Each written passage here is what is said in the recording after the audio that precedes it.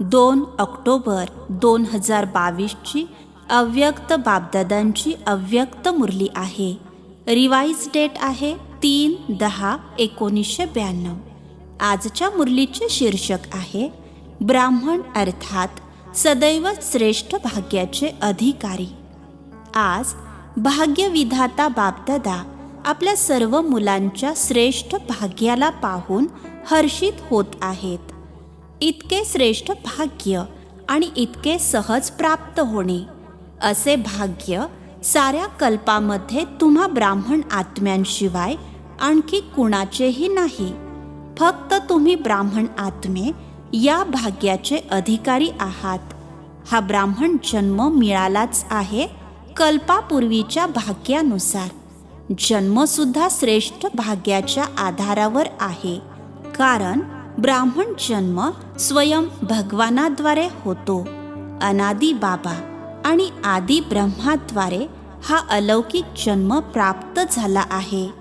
जो जन्मच भाग्यविधात्याद्वारे झाला आहे, तर असा जन्म किती भाग्यशाली आहे. आपल्या या श्रेष्ठ भाग्याला सदैव स्मृतीमध्ये ठेवून हर्षित राहता. सदैव स्मृती प्रत्यक्ष स्वरूपामध्ये हवी. सदैव मनामध्ये इमर्ज करा, अर्थात प्रत्यक्ष अनुभव करा. फक्त दिमाग अर्थात बुद्धीमध्ये सामावलेले आहे असे नको, परंतु प्रत्येक चलन अर्थात वर्तणुकीतून आणि चेहऱ्यावर स्मृती स्वरूप प्रत्यक्ष रूपामध्ये स्वतःला अनुभव व्हावी आणि दुसऱ्यांना सुद्धा दिसावी की यांच्या वागण्यामध्ये, चेहऱ्यामध्ये श्रेष्ठ भाग्याची रेषा स्पष्ट दिसत आहे.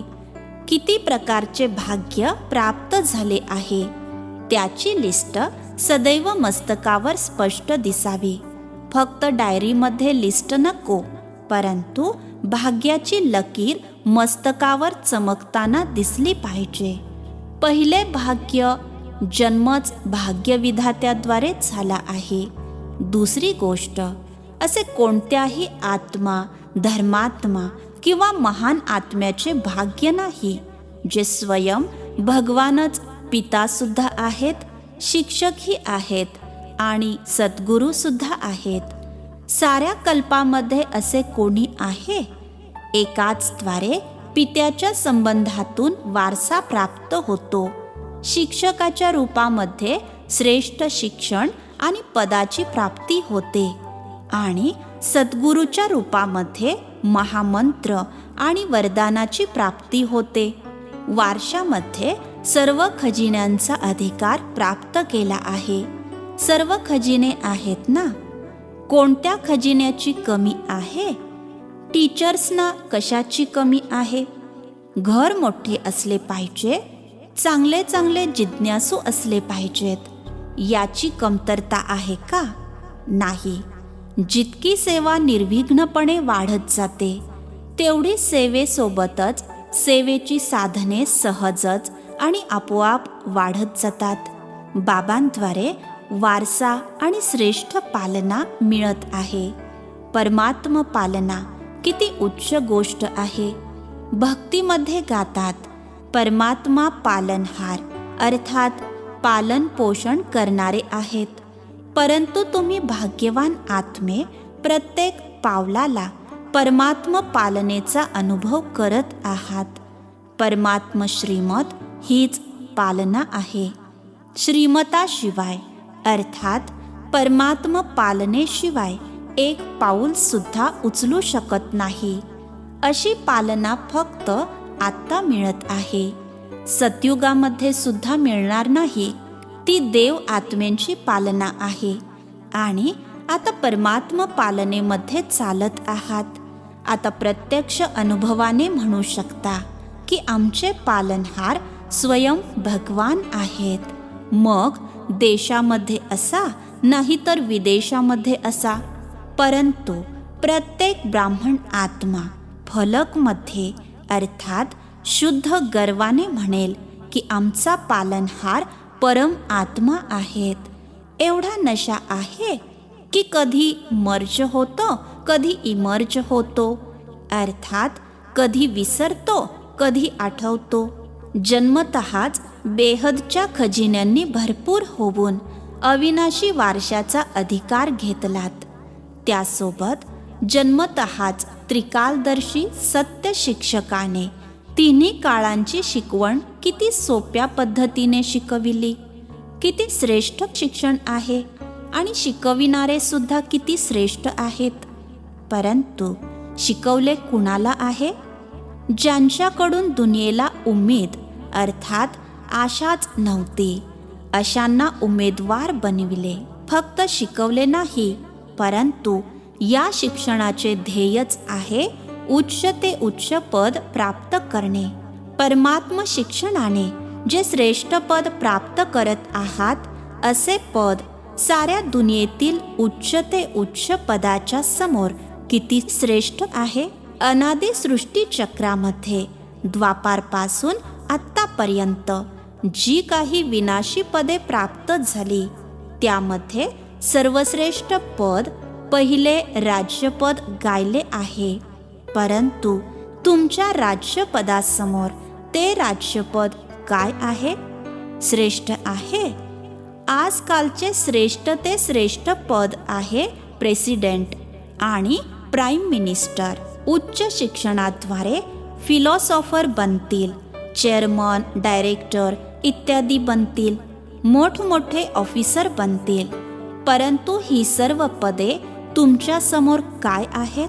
तुम्हाला एका जन्मामध्ये जन्मजन्मांतरासाठी श्रेष्ठ पद प्राप्त होण्याची परमात्म गॅरंटी आहे. आणि त्या एका जन्माच्या शिक्षणाद्वारे या एका जन्मामध्ये देखील पद प्राप्त होईलच याची काहीच गॅरंटी नाही. तुम्ही किती भाग्यवान आहात जे पदसुद्धा सर्वश्रेष्ठ, शिवाय एका जन्माचे शिक्षण आणि अनेक जन्मांसाठी पदाची प्राप्ती. तर हे सौभाग्य आहे ना. चेहऱ्यावरती दिसून येते, वर्तणुकीतून दिसून येते. कारण माणसाच्या वागण्यावरून त्याच्या अवस्थेची माहिती होत असते. तर तुमची अशी वर्तणूक आहे ज्याने तुमच्या इतक्या श्रेष्ठ भाग्याची स्थिती दिसून येईल, की आता साधारण वाटता? काय आहे? साधारणतेमध्ये महानता दिसावी. जर तुमची जड चित्रे अर्थात मूर्ती आजही महानतेचा अनुभव करवतात. आता सुद्धा पहा, कोणत्याही आत्म्याला लक्ष्मी नारायण किंवा सीताराम किंवा देवी बनवले तर त्या साधारण व्यक्तीमध्ये सुद्धा महानतेचा अनुभव करून नतमस्तक होतात ना. जाणतात सुद्धा की हे खरे नारायण किंवा राम नाहीत, बनावटी आहेत. तरी सुद्धा त्यावेळी महानतेमुळे नतमस्तक होतात, नमन पूजन करतात. परंतु तुम्ही तर स्वतः चैतन्य देवी देवतांचे आत्मे आहात. तुम्हा चैतन्य आत्म्यांकडून किती महानतेची अनुभूती व्हायला पाहिजे, तशी होते. तुमच्या श्रेष्ठ भाग्याला मनापासून नमस्कार करू देत. हाताने किंवा मस्तकाने नाही, परंतु मनापासून तुमच्या भाग्याचा अनुभव करून स्वतः सुद्धा खुशीमध्ये नाचावेत. या श्रेष्ठ शिक्षणाची प्राप्ती एवढे श्रेष्ठ भाग्य आहे. लोक शिक्षण शिकतातच. या जीवनामध्ये शरीर निर्वाह अर्थ कमाई करण्यासाठी, ज्याला सोर्स ऑफ इन्कम म्हटले जाते. तुमच्या शिक्षणाद्वारे सोर्स ऑफ इन्कम किती आहे? मालामाल आहात ना. तुमच्या इन्कमचा हिशोब काय आहे? त्यांचा हिशोब असेल लाखो करोडोमध्ये. परंतु तुमचा हिशोब काय आहे? तुमची किती इन्कम आहे? कदममध्ये पदम. तर संपूर्ण दिवसामध्ये किती पावले उचलता आणि किती पदम जमा करता? इतकी कमाई आणखी कोणाची आहे? किती मोठे भाग्य आहे तुमचे. तर अशा तुमच्या श्रेष्ठ शिक्षणाच्या भाग्याला इमर्च रूपामध्ये अर्थात प्रत्यक्ष रूपामध्ये अनुभव करा. कोणाला विचारले तर म्हणतात ब्रह्माकुमार आणि ब्रह्माकुमारी तर आहे, बनले तर आहोत. परंतु ब्रह्माकुमार किंवा ब्रह्माकुमारी अर्थात श्रेष्ठ भाग्याची लकीर मस्तकावर चमकताना दिसू दे, असे नाही की ब्रह्माकुमार किंवा ब्रह्माकुमारी तर आहोत तर भाग्य मिळेल. काहीतरी बनोच, चालत तर आहोतच, बनले तर आहोतच. बनले आहात की भाग्याला पाहून उडत आहात. यामध्ये बनले तर आहोत, बनतच तर आहोत, चालतच तर आहोत हे बोल कोणाचे आहेत? श्रेष्ठ भाग्यवान असणाऱ्यांचे हे बोल आहेत. ब्रह्माकुमार आणि ब्रह्माकुमारी अर्थात आनंदाने प्रेमाने जीवन व्यतीत करणारे, असे नाही की कधी मजबूर होऊन कधी प्रेमाने. जेव्हा कोणती समस्या येते तेव्हा काय म्हणता? इच्छा नाहीये परंतु मजबूर झालो आहे. भाग्यवान अर्थात मजबुरी समाप्त, प्रेमाने चालणारे. इच्छा तर आहे परंतु ही भाग्यवान ब्राह्मण आत्म्यांची भाषा नाही. भाग्यवान आत्मे प्रेमाच्या झुल्यावर आनंदाने उडतात, उडत्या कलेच्या आनंदामध्ये राहतात.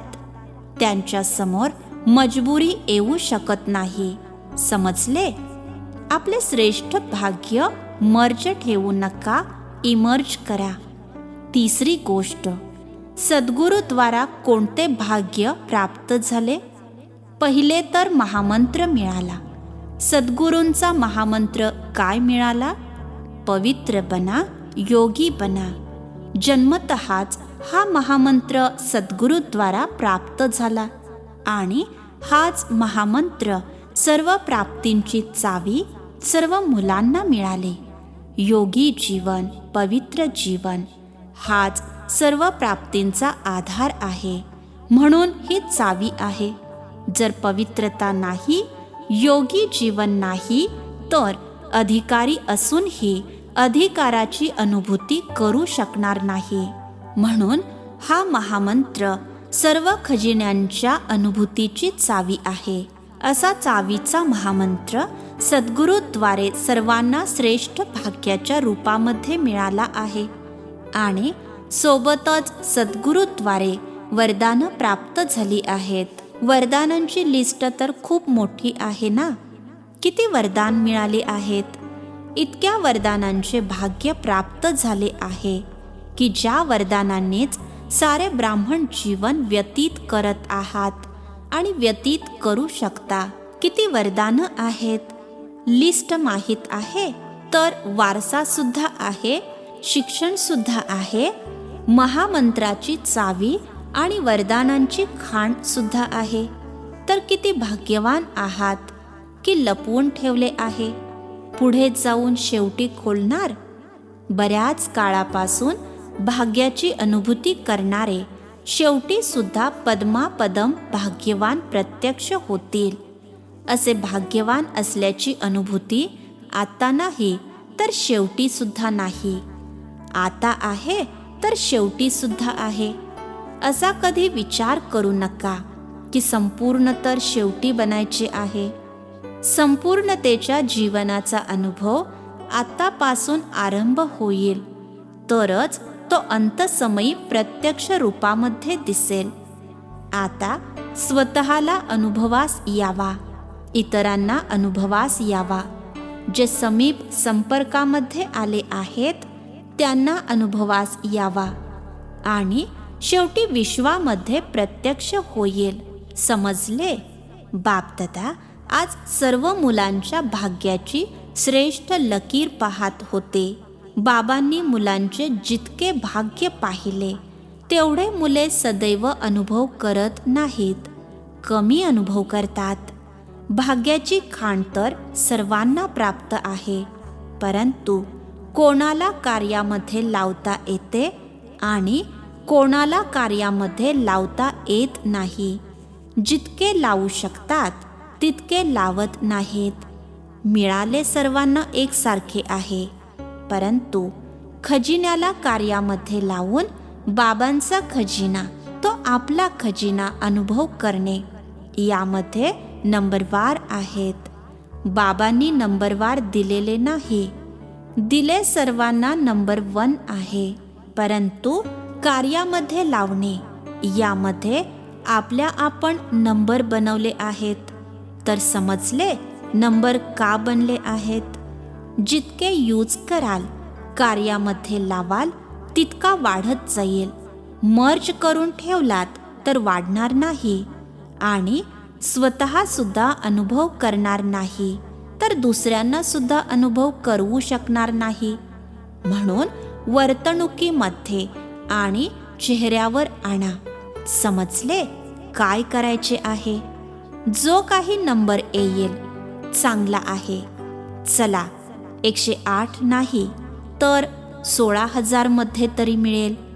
कोणीतरी बनाल, परंतु 16,000च्या माळेचा नेहमी जप केला जात नाही. कुठे कुठे आणि कधी कधी जप केला जातो. 108च्या माळेचा जप तर नेहमी करतात. आता मी कोण हे स्वतः जाणा. जर बाबा म्हणाले किंवा आणखी कोणी म्हणेल की तुम्ही तर 16,000 मध्ये येणार, तर काय म्हणाल? मानाल? प्रश्नचिन्ह सुरू होतील. म्हणून स्वतःला जाणा की मी कोण.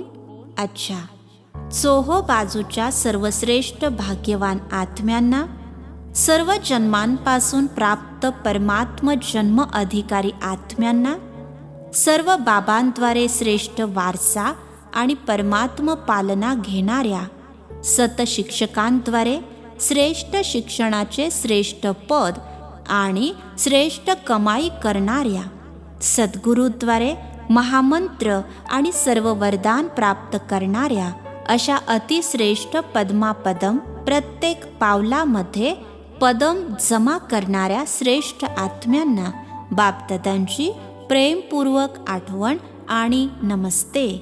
आम्हा आत्मिक मुलांचाही आत्मिक पित्यांना नमस्ते. अव्यक्त बापदादांशी वैयक्तिक संवाद. शीर्षक आहे यथार्थ सेवा किंवा यथार्थ आठवण. यांची निशाणी आहे निर्विघ्न राहणे आणि निर्विघ्न बनविणे. सदैव आपल्या श्रेष्ठ भाग्याचे गाणे आपोआपच मनामध्ये वाजत राहते. हे अनादी अविनाशी गाणे आहे. याला वाजवावे लागत नाही, परंतु आपोआपच वाजत राहते. सदैव हे गाणे वाजणे अर्थात सदैव आपल्या खुशीच्या खजिन्याला अनुभव करणे. सदैव खुश राहता. ब्राह्मणांचे कामच आहे खुश राहणे आणि खुशी वाटणे.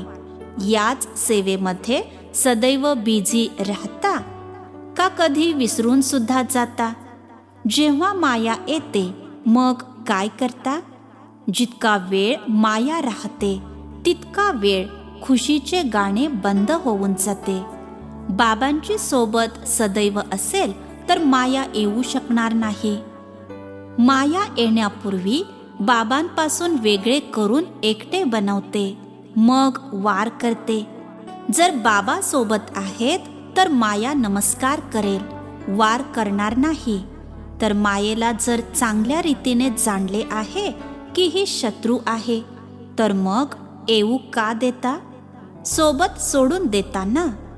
म्हणून मायेला येण्याचा दरवाजा मिळतो. दरवाजाला डबल लॉक लावा, एक लॉक नाही. आजकाल एक लॉक चालत नाही, तर डबल लॉक आहे आठवण आणि सेवा. सेवा सुद्धा निस्वार्थ सेवा हेच लॉक आहे. जर निस्वार्थ सेवा नाही तर असे लॉक ढिले होते, उघडते. आठवण सुद्धा शक्तिशाली पाहिजे. साधारण आठवण असेल तरी सुद्धा लॉक आहे असे म्हणणार नाही. तर सदैव चेक करा.